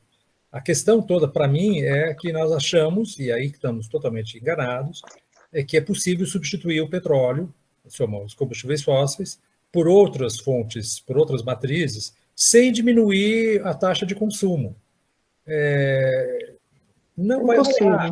O petróleo, o gás e o carvão são achados que a humanidade teve no século XIX e eles são insubstituíveis. Você pode substituir desde que, e somente desde que, você reformule a sua expectativa de consumo energético. Sim, mas essas indústrias todas que estão produzindo alimento, eles não estão reformulando esse tipo de consumo de energia para produzir todas as máquinas que se precisa para poder dentro da indústria, né? Então, na realidade, o grande problema não é produzir mais alimento, é o alimento deixar de ser commodity. Né? E aos poucos a gente pensar numa base alimentar em que você equilibra, afinal de contas a gente é onívoro, não é carnívoro, né? Que a gente equilibre o que você põe de que você se alimenta. Mas eu acho que tem que ter uma mudança de comportamento nisso, senão não tem solução. Vira uma discussão sem solução, né? Porque o que adianta você ir lá e começar então a minerar o mar e pegar as algas e decidir que Alga é que vai alimentar todo mundo, porque a reprodução da alga é mais rápida. Não sei se isso é solução. Enfim. Em suma, digamos que estamos numa posição bastante, numa situação bastante difícil. Mato sem cachorro, diria minha mãe. Eu concordo que tem que mudar o comportamento, mas é que isso parece ser a coisa mais difícil de mudar. Mas isso é a única coisa que precisa mudar, né? Concordo, é a única coisa que precisa mudar, mas bom. Gente, já estamos avançados na hora aqui, então acho que podemos ir terminando.